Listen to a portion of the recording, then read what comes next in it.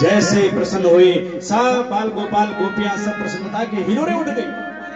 जैसे ही रथ पास में आया, रथ नीचे उतरा, उन्होंने जैसे ही पर्दा हटाया तो क्या देखते हैं, भगवान तो है नहीं। भगवान का मोर मुकुट पहना है, तुम जरूर भगवान के मित्र हैं, मेरे प्रभु के मित्र हैं। जैसे ही सब सुना, बड़े रोई सजनों। हे कन्हैया, इतने बड़े दिनों बाद तुम्हें हमारी याद आई तो स्वयं नहीं आई, मित्र को भेज दिया। तुम कितने अन्यायी हो, कितने दुराचारी हो, हमारे साथ तुमने अन्याय किया है। गोपियां रो रही है, अरे कन्हैया, जब तुम्हें हमें छोड़ना ही था तो हमारे साथ क्यों रास्ते लेना चाहिए, क्यों हमारी मटकियां फोड़ी, क्यों हमारे घरों में माखन मिश्री खाई। आज सज्जनों जैसे तैसे सबने हाल समाचार पूछा, भगवान के गुणों का गुणानुवाद करते हैं सज्जनों। सब लोगों से मिले, अरे सुनो, यहाँ ना नंदालय कहाँ है, माँ यशोदा कहाँ रहती है, नंद बाबा कहाँ रहते हैं, रोहिणी माता कहाँ रहती है।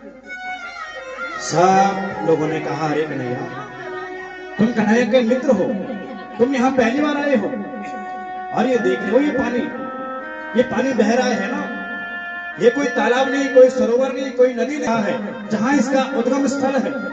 इस पानी को देखते देखते देखते देखते तुम जाना, और वही माता यशोदा, माता रोहिणी रहती है। ये कोई साधारण पानी नहीं है, साधारण जल नहीं है। लाखों गोपियां, सारी गायें, माता यशोदा रोहिणी रो रही है। उनकी आंखों से निकलते हुए ये पूरा पनारा उन्हीं की आंखों का जल है। जैसे इतना सुना, आज उद्धव ने कहा, अरे कृष्ण, तुम कितने निर्दयी हो, इतने गोपियां सब तुमसे प्रेम करते हैं, तुम्हारे मित्र हैं। माता यशोदा इतनी रो रही है कि ये देखो जल बह रहा है। जल को देखते देखते आगे चले गए सज्जनों, नंदालय में चली गई। आज माता यशोदा से मिले। माता यशोदा ने जैसे उद्धव के माथे पर मोर मुकुट देखा, समझ गई ये मेरे पुत्र ने भेजा हुआ है। रोने लगी, अरे तुमने मोर मुकुट पहना है, तुम जरूर कृष्ण के मित्र हो। बरस व्यतीत गए, खुद नहीं आया, मित्र भेज दिया। चरणों में बंधन किया सज्जनों। आज भगवान जो है यशोदा से मिली, माता रोहिणी से मिली। नंद, एक काम करो, तुम ये देख रहे हो निकुंज वन, तुम वहां चले जाओ, और वहां पर जो है गोपिकाएं सारी विराजमान है। सब लोग आपस में बैठे हुए हैं, आपस में विचार कर रहे हैं, अपने स्वप्न की बातें कर रहे हैं। एक गोपी कह रही, अरे सुनो, तुम्हें स्वप्न आया, मेरे स्वप्न में कृष्ण आए थे, मुझे ऐसा कहा। दूसरी कह रही, मेरे स्वप्न में कृष्ण आए थे, ऐसा कहा। सब अपने अपने स्वप्न की बातें कह रहे हैं सज्जनों। सबने कहा, राधा, तुम्हें कृष्ण स्वप्न में आए। राधा की आंखों से आंखों आगे सज्जनों।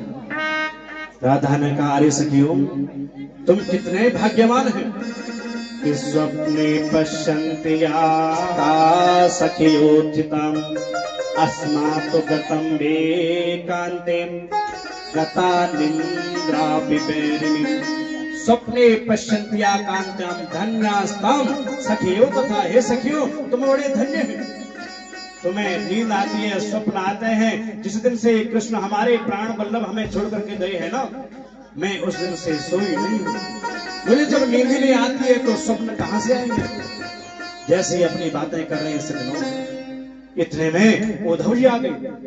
सारी गोपिकाओं ने जैसे देखा उद्धव के माथे पर लगे हुए मोर मुकुट को, सब जान गए सज्जनों, ये भगवान ने भेजा हुआ है। सब पूछ रहे कैसे है कृष्ण। बड़ा सुंदर सा गीत गाया, भ्रमर गीत। उसी समय एक भौरा आ गया। जैसे भौरा आया, भौरे को देखा आज सारी गोपियों ने, हे भौरे, तुम भी काले हो, कृष्ण भी काला है, तुम भी कपटी हो, वो कृष्ण भी कपटी है। वो जो है फूल, और तुम जो है फूल से सुगंध लेते हो, रस चूस देते हो, रस खत्म हो जाता है, छोड़ देते हो। ऐसे वो कृष्ण कपटी है। उसने भी हमारे साथ रास लेना चाहिए, मटकी फोड़ी, और आज हमें हताश निराश सदा के लिए वो छोड़ करके चला गया। कब आएगा कोई पता नहीं। सारी गोपियां आपस में कह रही हैं, मधुपति तव बंधो पत्न्याम भिक्कुच विलोलित मालाम कुमकुमास